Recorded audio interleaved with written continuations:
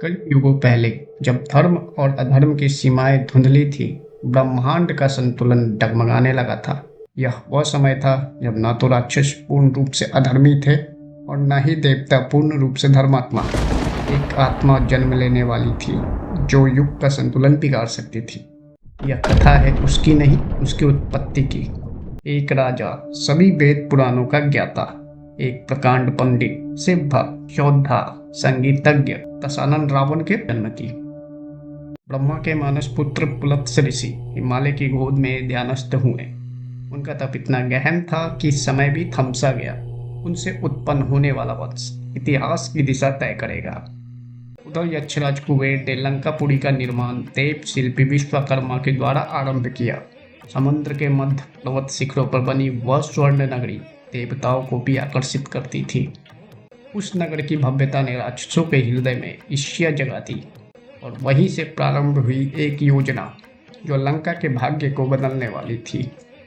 ने देखा कि उनका वंश छिन्न हो रहा, तब उसने अपनी पुत्री कैकसी को आदेश दिया, ऐसे ब्राह्मण से विवाह करो जो ज्ञान और तप में महान। उनका तेज हमारे राक्षस वंश को शक्तिशाली बना दे। कैकसी अपने पिता के आदेश पर हिमालय की ओर चली गई। कई दिनों तक वह वर्षा और बर्फ में तपस्या करती रही, सिर्फ एक इच्छा के साथ, ऐसा पुत्र प्राप्त हो जो त्रिलोक को हिला सके।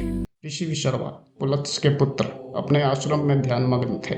तभी कैकसी उनके समक्ष उपस्थित हुई। कैकसी ने कहा, हे ऋषि, मुझे ऐसा पुत्र चाहिए जो अद्वितीय हो, जिनका नाम अमर हो जाए।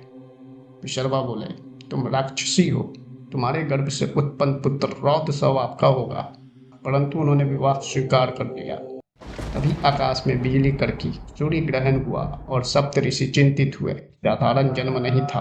देवताओं ने ब्रह्मा से पूछा, क्या यह समय का अंत है? ब्रह्मा ने बोला, यह अंत नहीं, प्रारंभ है एक महायुग का। जब धर्म और अधर्म एक ही देह में बसते हैं, तब जन्म होता है रावण का।